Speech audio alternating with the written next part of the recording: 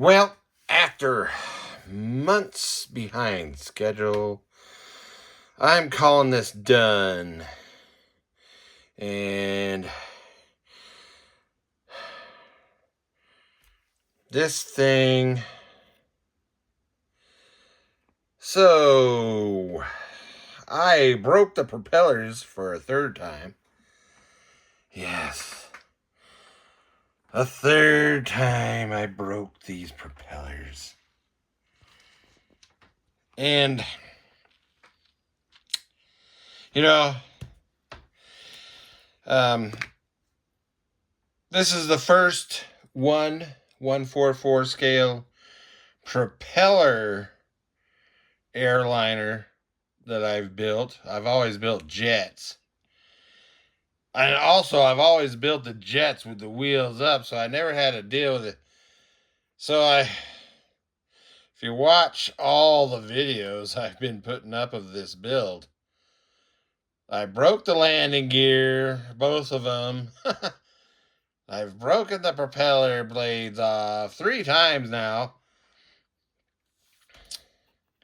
So I cut these discs out of their food, the clamshell, clear plastic clamshell food containers. And I cut them out. I was looking for my circle cutter, which I couldn't find. So I used this and drew a circle on the clear plastic of the food container, and which they are very prone to being scratched up. So you have to be careful how you handle it. Now oh yeah, and then after drawing the circle on the clear plastic, I freehand cut them out with the scissors. And so we're not going to look very closely at them because they're not, the shape is not perfect as a circle, freehand cutting with scissors. And the propeller blade, some of them I glued to the disc because I broke them off so many times.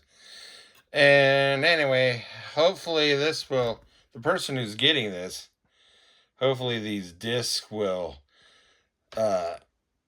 reinforce the idea that these are fragile. Oh, they're fragile and don't touch them. And I'm amazed that I never broke off this air sensor down here. So,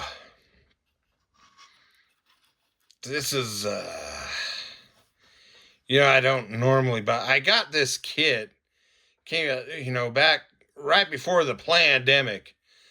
I had gotten into buying complete collections of kits from other people. And this was part of one of the collections I bought. So that's what I did. That's where it comes from. It was that one right there. And then I was also into buying aftermarket decals. So I thought, well, I got these.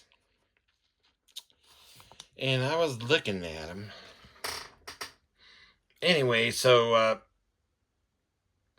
this is for 5072. And this is what it shows the engine configuration to be, with some kind of intake on the top of the nacelle, and then a long tube exhaust pipe in a big oil cooler thing. So that's how I built it. That's what I did.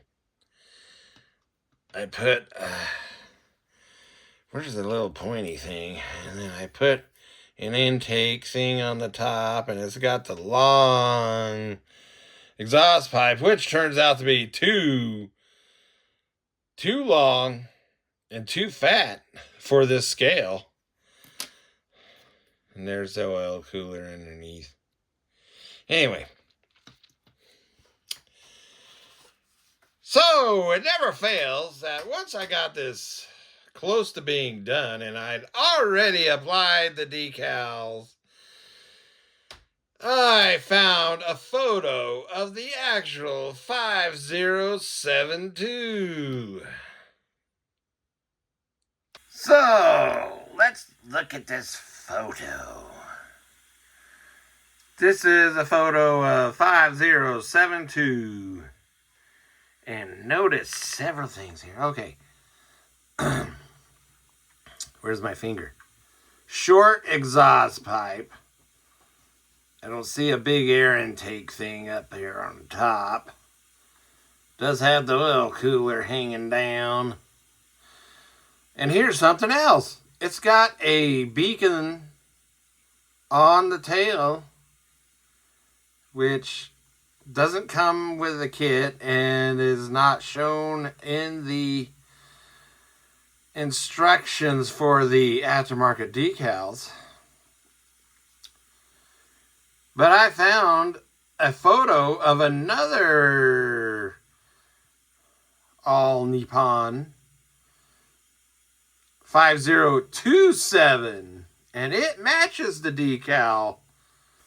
Here's 5027.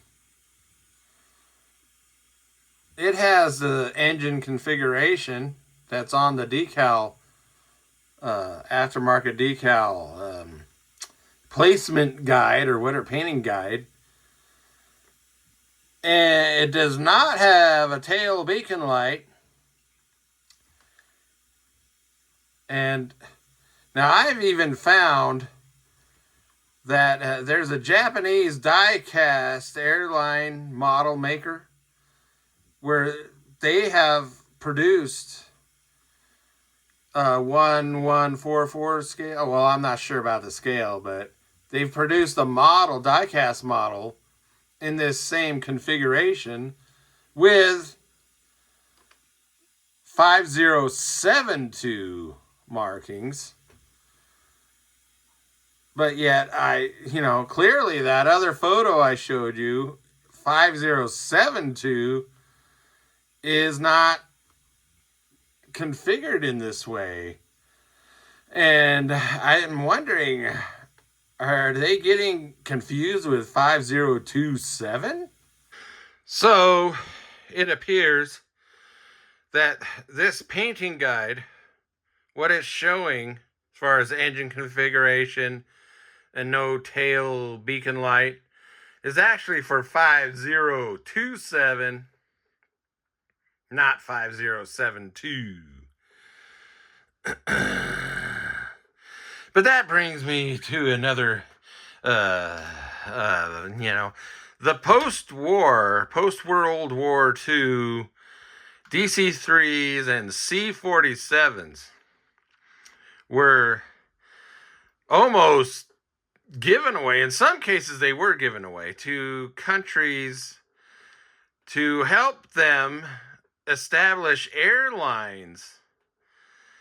And like with the C-47s, there was, if I remember what I read a few years ago,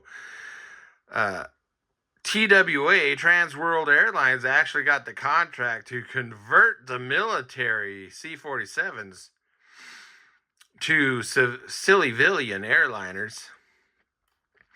But the result is you had all kinds of different engine configurations, lights, antennas.